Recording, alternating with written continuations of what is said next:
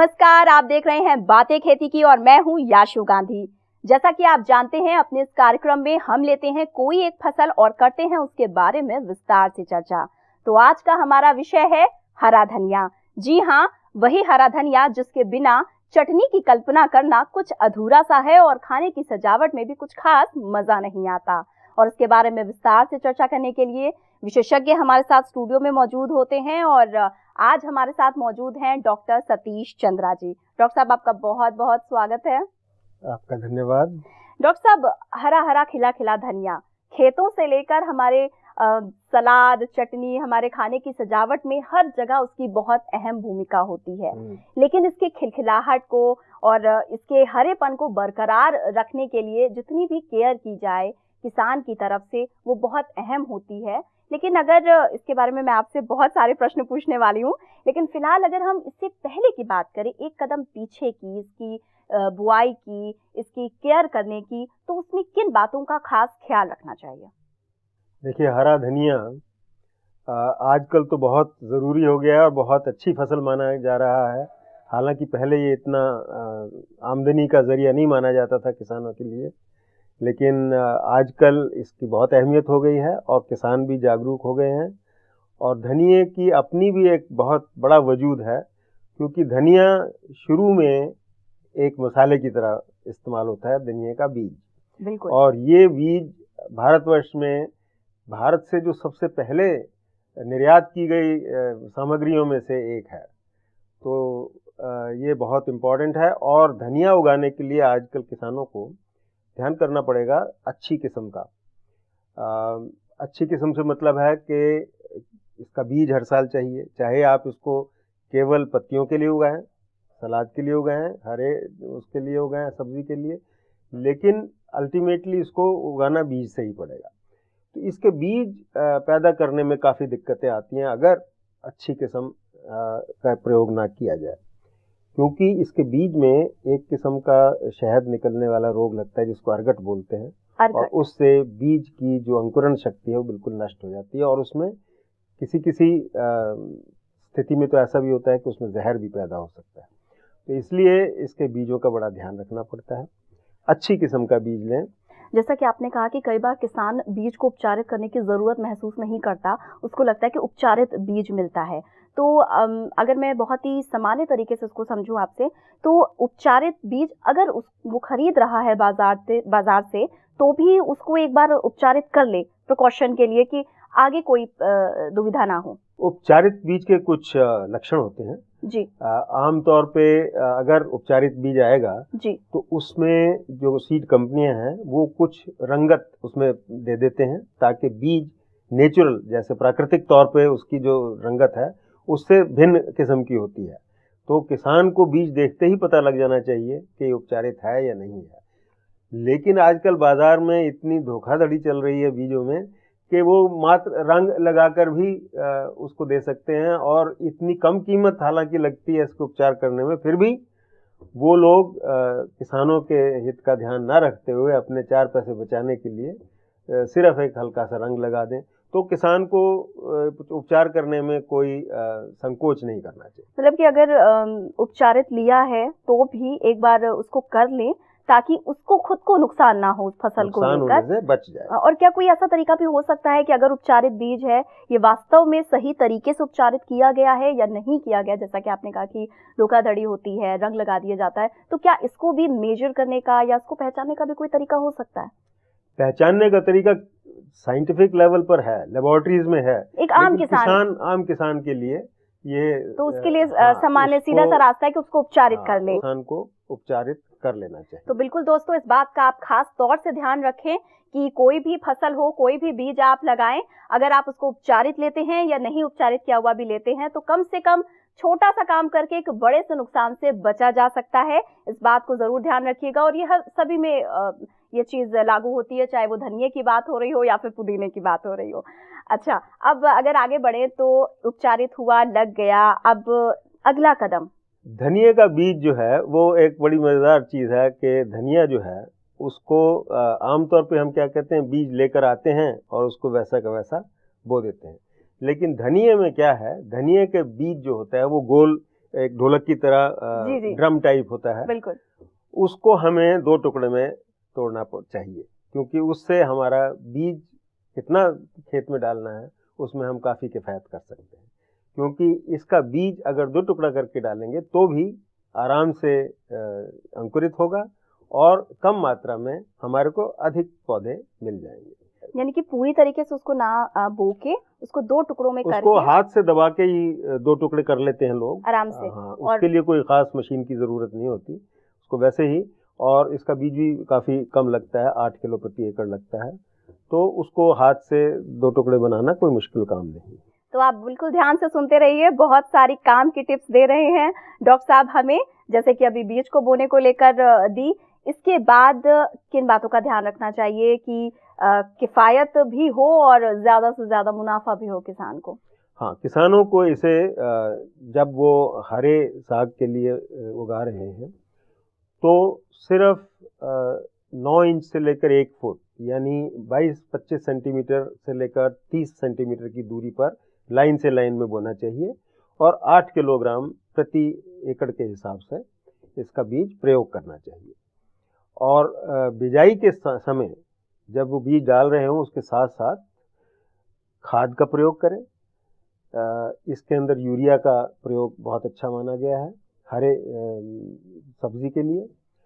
और उससे भी पहले बेहतर होगा कि खेत में देसी खाद FYM फार्म यार्ड मैन्योर जिसे कहते हैं उसके 10 ट्रॉली 1 एकड़ के लिए उसको डाल के खेत की जो मिट्टी की भूमि की जो उर्वरकता है उसको बढ़ाने के लिए देसी खाद का प्रयोग बहुत अच्छा माना गया है उसके। यानी कि भले ही एक अंतः फसल हो, बावजूद उसके अगर इस पे पूरा ध्यान दिया जाए तो ये बहुत सारा फायदा पहुंचा सकती है किसान को। इसके साथ ही लगातार डॉक्टर साहब से हम पूछते रहेंगे, वो हमें बताते रहेंगे कि आगे किन बातों का ध्यान रखें, उसे बाजार तक पहुंचाना है, हमारे घरों तक आना है। लेकिन फिलहाल यहाँ पर रुकेंगे एक छोटे से ब्रेक के लिए, ब्रेक के बाद जल्द लौटते हैं।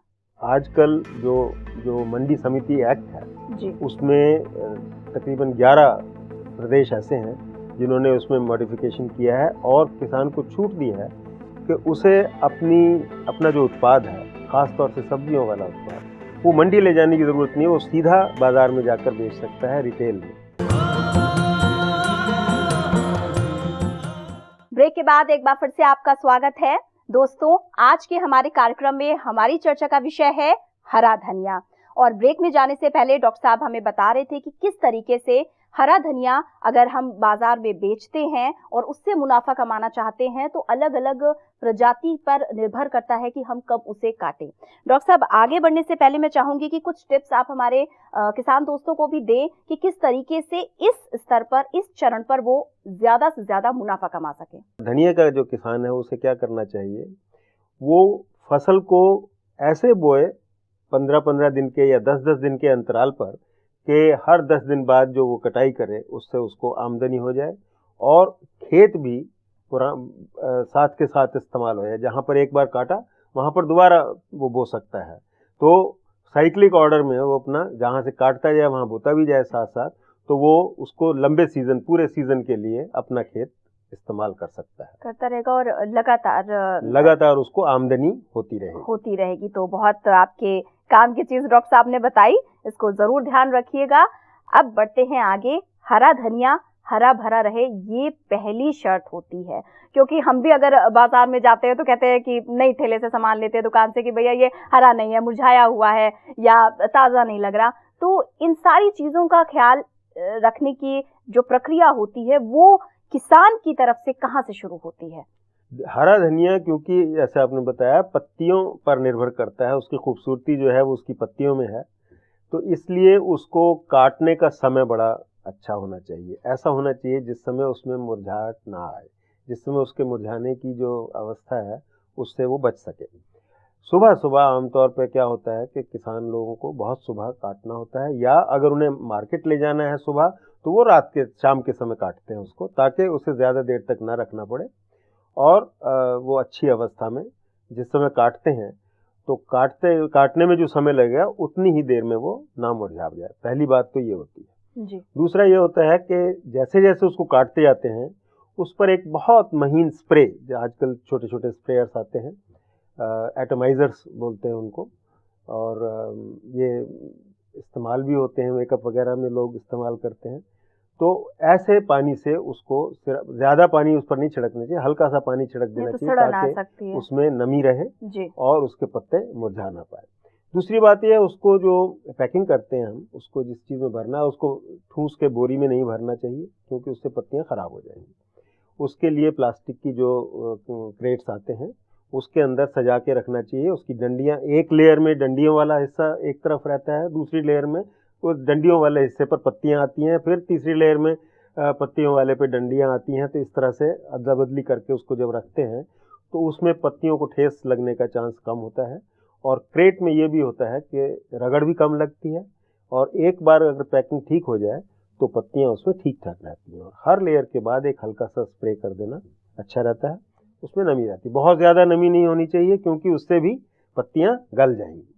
क्योंकि अगर ले जाने में थोड़ा सा टाइम लगेगा या किसी गाड़ी में धक्का लगेगा, ऊंच नीच ठोकर लगेगी, तो उससे वो पत्तियां, अधिक नमी होगी तो गल सकती हैं। दूसरी बात यह है कि जिस गाड़ी में हम उनको लेकर जा रहे हैं, कोशिश ये होनी चाहिए वो ठंडी गाड़ी हो, उसमें धूप या गर्माहट की ना हो। अगर हम किसी गाड़ी को पूरा बंद कर देंगे तो उसमें कोई भी चीज़ डालकर अगर हम लेकर जाते हैं, थोड़ी देर के बाद उसमें गर्मी पैदा होती है, क्योंकि जब पानी का इवापोरेशन होता है, भाप बनती है, तो उससे काफ़ी जो गर्मी है वो पैदा होती है। तीसरी बात यह है कि जब बाज़ार में भी उसको दिया जाता है तो उसकी ढेरी नहीं बनानी चाहिए और उसको क्रेट में ही रखना चाहिए। आमतौर पे लोग ढेरी बनाकर जब या बोरे में भर लेते हैं तो वो उससे पत्तियों को नुकसान होता है। गर्मी होगी या नमी कमी होगी या ज़्यादा होगी, इन दोनों स्थितियों में पत्ती को नुकसान होने का डर रहता है। और तीसरी बात यह है कि इसको जितनी जल्दी हो सके काटने के बाद फ़ौरन मार्केट में ले जाया जाए। ऐसा नहीं कि आपने काट के रख लिया और एक दो दिन के बाद उसको लेकर गए, तो ऐसे में पत्तियों के सड़ने गलने की बहुत अंदेशा रहता है, और हो जाएगा और मुरझा जाएगा और उसको ना तो कीमत मिलेगी और ना उसकी मेहनत का फल मिलेगा उसको। बिल्कुल। तो ये तो हो गई हरे धनिया की बात। एक मेरे जहन में एक सवाल आया डॉक्टर साहब कि आजकल क्या है, मार्केटिंग का, पैकेजिंग का ज़माना है। घरों में ही नहीं बल्कि हम बड़े बड़े होटल्स में, रेस्टोरेंट्स में जाएं तो डेकोरेशन को बहुत अहम उसका एक हिस्सा होता है। आपके लिए सूप सर्व हो रहा है या खाना हो रहा है, सलाद है, सब जगह धनिये से गार्निशिंग की जाती है, उसको सजाया जाता है। ऐसे में एक आम किसान जो अपने खेतों में धनिया उगाता है, क्या उसके लिए एक ये भी एक मार्केट का एक विस्तार हो सकता है? तो सब्जी मंडी हो गई, बिचौलिए हो गए, सब ये तो एक बिंदु है, पर वहां पर भी उसके लिए एक नजर आती है संभावना कि उसको और अच्छे से वहां पे उसको बेच सके। ये सवाल आपने बहुत अच्छा किया। हमने यही वाली बातें देखते हुए किसानों को एक सलाह दी है कि वो लोग अपना एक संस्था बनाएं, जिसके द्वारा आजकल जो मंडी समिति एक्ट है जी, उसमें तकरीबन 11 प्रदेश ऐसे हैं जिन्होंने उसमें मॉडिफिकेशन किया है और किसान को छूट दी है कि उसे अपना जो उत्पाद है, ख़ास तौर से सब्जियों वाला उत्पाद, वो मंडी ले जाने की ज़रूरत नहीं है, वो सीधा बाज़ार में जाकर बेच सकता है, रिटेल में, फुटकर में। उसे मंडी में ले जाकर बेचना आवश्यक नहीं है। तो ऐसे में किसानों को क्या करना चाहिए, अपने एक संस्था बना के, नाबार्ड वगैरह इसको बहुत प्रोत्साहन कर रहे हैं। अगर वो ग्रुप बनाते हैं और उनका ग्रुप रजिस्टर्ड है तो उनको एक लाइसेंस मिल जाएगा जिससे वो सीधा बेच सकते हैं। हमारी संस्था, हमारी जिस संस्था से मैं ताल्लुक़ रखता हूँ, Indian society of agri business professionals, हमने जयपुर में किसानों की एक ऐसी संस्था बनवाकर और जयपुर में उनकी फुटकर दुकान खुलवाई है। और वो लोग 20 से 25 किलोमीटर तक से जो लोग सब्जियां लाते हैं किसान, वो अपनी दुकान पर ही सीधा बेचते हैं। और क्योंकि उनको लाभ सीधा बेचने में ज़्यादा होता है, उसमें लाभ प्रयोग करने वाले लोगों को भी अच्छा लगता है, जो ग्राहक लोग हैं, क्योंकि उनको सस्ता मिलता है। किसान को भी पैसा ज़्यादा मिलता है, ग्राहक को भी सस्ता मिलता है। ऐसे में किसानों को कोशिश ये करनी चाहिए कि वो अपनी संस्था बनाकर अब लाइसेंस लेकर ऐसे बेचें, ख़ास तौर से वहाँ जहाँ शहर या कोई मंडी या ऐसी जगह जहाँ पर वो सीधा बेच सकते हैं जाएँ। और ऐसे में होटलों में या ऐसे संस्थानों में जहाँ उनके ताज़े सब्जियों का इस्तेमाल और अधिक अच्छे तरीके तरह से हो जाए और उनको मुनाफा भी मिले, मुनाफा भी ज्यादा मिले। यानी कि धनिये का भी ख्याल रखें और थोड़ी सी जागरूकता को भी ध्यान में रखें तो ज्यादा से ज्यादा बाजार आपको मिल सकता है और आपका मुनाफा भी आप ही के पास लौट कर आएगा और दुगना तिगना होकर। फिलहाल दोस्तों हम रुकेंगे एक छोटे से ब्रेक के लिए। कोई भी हरी पत्ते वाली फसल अगर उगानी है उसके लिए एक तो भूमि की तैयारी बहुत जरूरी है। भूमि जो है पतली होनी चाहिए, समतल होनी चाहिए और उसमें ढले बहुत मोटे नहीं होंगे। अगर ऐसा होगा तो पत्तीदार जो भी हम फसल उगाएंगे वो अच्छी हो। तो ब्रेक के बाद एक बार फिर से आपका स्वागत है। आज हम बात कर रहे हैं हरे धनिये से जुड़ी हुई और स्टूडियो में हमारे साथ डॉक्टर सतीश चंद्रा मौजूद हैं। डॉक्टर साहब, ब्रेक में जाने से पहले हम बात कर रहे थे हरे धनिये को हरा भरा तक पहुंचाने, बाजार तक हरा भरा पहुंचाने के लिए हम ठंडी गाड़ी का प्रयोग करें। बहुत सारी चीजें आपने बताई। इसी के संदर्भ में अगर हम बीज के संरक्षण की बात करें तो उसमें किन अहम बिंदु जो हैं वो ध्यान में रखने चाहिए किसानों को? धनिये का बीज जो है ये एक बहुत अच्छा मसाला है जी, और कई चीज़ों में इसका प्रयोग जो किया जाता है सिर्फ भारतवर्ष में ही नहीं विदेशों में भी किया जाता है और इसका एक्सपोर्ट भी बहुत होता है। बीज अच्छा गुणवत्तापूर्ण हो उसके लिए एक तो खेत में हमारे को काटते समय उसका भी ध्यान रखना पड़ेगा, लेकिन उससे भी ज़्यादा इसका ध्यान रखना पड़ेगा कि उसका भंडारण सुरक्षित हो और भंडारण के समय उसमें नमी जो बीज की है वो कम से कम रखें। हम ज़्यादा से ज़्यादा 10% उसमें रिकमेंड करते हैं, सिफारिश करते हैं कि 10% नमी से ज़्यादा बीज में ना हो तो वो ज़्यादा दिन तक टिकता है और उसमें जो उसकी गुणवत्ता है वो भी अच्छी रहती है, उसमें जो फ्लेवर है उसका वो बना रहता है। और कोशिश ये की जाए कि हमारे जो भंडारण का जो स्थान है उसको पहले बहुत साफ कर लिया जाए, बजाय इसके कि हम बीज के ऊपर कोई ऐसी चीज़ डालें या बीज के संरक्षण के लिए किसी रसायन का प्रयोग करें। हम अगर उसका वातावरण शुद्ध बना देंगे तो धनिये का बीज बड़ा अच्छी तरह से आसानी से रखा जा सकता है। मतलब प्राकृतिक तरीके से अगर उसकी सहेज की जाए तो वो कहीं ज्यादा उसके अंदर जो उसका एरोमा है, जो उसकी खुशबू है वो बरकरार रहेगी। मार्केट के लिए किसान क्या कुछ कर सकता है ताकि उसको कम से कम दिक्कतें आए और ज्यादा से ज्यादा मुनाफा हो? अगर सुगंधी युक्त तेल हमने बनाए रखना है, उसकी सुगंधी बनाए रखनी है तो हमें इसको जब कूटना होगा या पीसना होगा और बेचने से ज़रा पहले करना होगा। नहीं तो क्या होगा, अगर हम ज़्यादा दिन पहले पीस के रख लें और बहुत दिन बाद इसको बेचें तो या तो ऐसा होगा कि सुगंधी ख़त्म हो चुकी होगी क्योंकि तेल उड़ जाता है। सुगंधी आती तब है जब वो तेल उड़ के हमारी नाक तक पहुंचता है।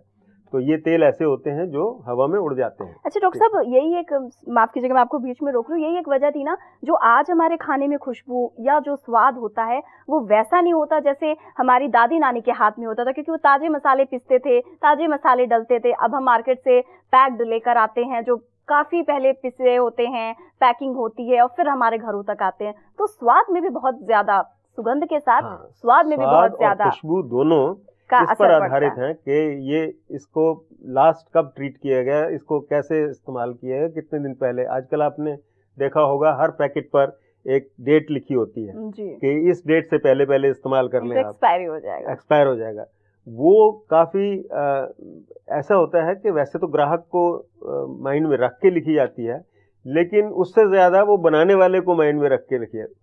बनाने वाले का नुकसान ना हो वो वाली डेट उसमें दी जाती है। और जब वो बहुत ज़्यादा दिन निकल जाते हैं, उस डेट से पहले ही कई बार ऐसा होता है, जैसा आपने खुद बताया कि हमारे को उतनी सुगंधी या उतनी गुणवत्तापूर्ण उस स्तर पर नहीं मिल पाता है जैसा कि नेचुरल फॉर्म में हो या ताज़ा इस्तेमाल किया जाए उस समय। डॉक्टर साहब, प्रजाति से भी इसका कोई संबंध होता है कि ये प्रजाति है तो इसका जो एरोमा है, जो खुशबू है वो ज्यादा होगी, कुछ ऐसा भी होता है धनिया के मामले में? धनिया के मामले में ऐसा है ज़रूर, लेकिन अभी ऐसी किस्में जिनमें सुगंधी की मात्रा बढ़ा दी गई हो, ऐसी किस्में निकालने पर प्रयत्न जारी हैं, अभी निकली नहीं है। लेकिन हाँ, ये फ़र्क इनकी प्रजातियों में देखा गया है और जो बहुत सुगंधित किस्में हैं उनकी पैदावार बहुत कम है, बीज बड़ा छोटा है। तो मार्केट में जब लेकर जाते हैं वो उतना छोटा बीज देखकर उसकी भाव नहीं मिल पाता। तो कोशिश ये की जा रही है कि बीज ऐसा बनाया जाए जिसका साइज भी अच्छा हो और जिसमें सुगंधी भी अधिक हो। इस प्रकार चल रहा है, तो इसके लिए किसानों को थोड़े दिन इंतजार करना पड़ेगा इसके लिए। लेकिन सबसे अच्छा ये है कि ग्राहकों को भी ये चाहिए कि साबुत धनिया लाएं और घर पे कूट के, आजकल छोटी छोटी मशीनें जिससे पाउडर बना लिए जाते हैं, मसाले कूट लिए जाते हैं, सबको मिलती हैं। तो दादी का नुस्खा याद रह सकता है अगर हम ग्राहक भी थोड़ा जागरूक हो। तो डॉक्टर साहब, हम जितनी भी गृहणियां हैं ध्यान से सुनिए, थोड़ी सी मेहनत वाला रास्ता बता रहे हैं, लेकिन जाहिर सी बात है कि ये स्वाद के लिए और सेहत के लिए तो अच्छा है ही, और इसके अलावा जो उसका जो एक फ्लेवर होता है वो भी बरकरार रखता है। गाढ़ा करने के लिए, सब्जी के लिए भी बहुत ज़्यादा इस्तेमाल होता है। डॉक्टर साहब, अगर कुल मिलाकर देखा जाए, अगर हम धनिया की बात करें, उसकी पत्ती की बात हो गई, बीज की बात हो गई, पाउडर की बात हो गई, एक आम किसान जो एक अंतर फसल के तौर पर उसको इस्तेमाल करता है, इसको बेचता है, एक मोटा मोटा अगर मैं कहूँ इस पूरे अपनी चर्चा के दौरान, क्या मैं आपसे टिप्स हमारे दोस्तों के लिए, किसान दोस्तों के लिए, कि वो ध्यान रखें? हाँ, देखिए, कोई भी हरी पत्ते वाली फसल अगर उगानी हो, उसके लिए एक तो भूमि की तैयारी बहुत ज़रूरी है। भूमि जो है पधरी होनी चाहिए, समतल होनी चाहिए और उसमें ढले बहुत मोटे नहीं होने चाहिए। अगर ऐसा होगा तो पत्तीदार जो भी हम फसल उगाएंगे वो अच्छी होगी। दूसरी बात यह है कि मार्केटिंग से अगर संबंधित बात करें, मार्केटिंग से संबंधित यह है कि काटते समय आमतौर पर हम लोग जो प्रयोग करते हैं दरातियाँ वगैरह, उनसे काफ़ी नुकसान होता है, क्योंकि वो उतनी शार्प, उतनी अच्छी नहीं होती। आजकल कटाई के लिए जो यंत्र आ गए हैं बाज़ार में, यांत्रिकी का अगर पूरा ध्यान रखा जाएगा तो उन यंत्रों से अगर काट के हम हरी सब्जियां लाएंगे तो उनमें नुकसान भी कम होगा और ग्राहक को भी अच्छी क्वालिटी की। बिल्कुल, यानी कि इतनी पुरानी हम फसल की बात करें, जैसा कि आप कह रहे थे कि निर्यात वर्षों से होता रहा है, उसके लिए थोड़ा सा आधुनिक चीजों का, आधुनिक यंत्रों का प्रयोग किया जाए तो फायदा किसान का ही है, हम लोगों का भी है, ग्राहकों का भी है। डॉक्टर साहब, बहुत सारी इस पे बात करनी थी, लेकिन फिलहाल इस चर्चा को वक्त की कमी है, यहीं पर रोकना मुझे पड़ेगा। आपका बहुत बहुत धन्यवाद, आपने बहुत सी महत्वपूर्ण जानकारी हमारे किसान दोस्तों को दी। आपका भी बहुत बहुत धन्यवाद। तो डॉक्टर साहब ने हमें बहुत सारी जानकारी दी किसानों के संदर्भ में धनिये के भंडारण को लेकर। इसी के साथ अपने इस कार्यक्रम में आज विदा लेने से पहले मैं आपको इतना ज़रूर बताना चाहूँगी, आप गृहिणी हैं, हो सकता है आपको पता हो, लेकिन फिर भी अगर आप बहुत सारा हरा धनिया बाजार से लाती हैं और उसको बहुत दिनों तक रखना है तो बिना धोए उसको काटिए और एयर टाइट डिब्बे में या तो बंद रखिए या फिर आप उसे पन्नी में बांध के अपने रेफ्रिजरेट करिए और कई दिनों तक उसकी खुशबू का, उसके स्वाद का और उसकी सजावट का आनंद लीजिए। इसी के साथ अगर आप भी हमको कोई सुझाव देना चाहते हैं या फिर कोई सलाह देना चाहते हैं तो स्क्रीन पर जो पता है आप उसके द्वारा हमसे संपर्क कर सकते हैं। हमारा पता है 302A पोसाइडन टावर ऑफ यारी रोड, वर्सोवा, अंधेरी वेस्ट, मुंबई 400061। हमारा ईमेल आईडी है bkk@greentvindia.com। आप हमें कॉल भी कर सकते हैं। हमारे फोन नंबर हैं 0120-498-0000 और 498-0011। अपने टीवी पर ग्रीन टीवी देखने के लिए अपने केबल ऑपरेटर या DTH ऑपरेटर को तुरंत कॉल करें और हमें लिंक भेजें info@greentvindia.com पर। SMS या WhatsApp करें 9769577049 पर। फिलहाल आज के इस अंक में इतना ही। याशु को दीजिए इजाजत। नमस्ते।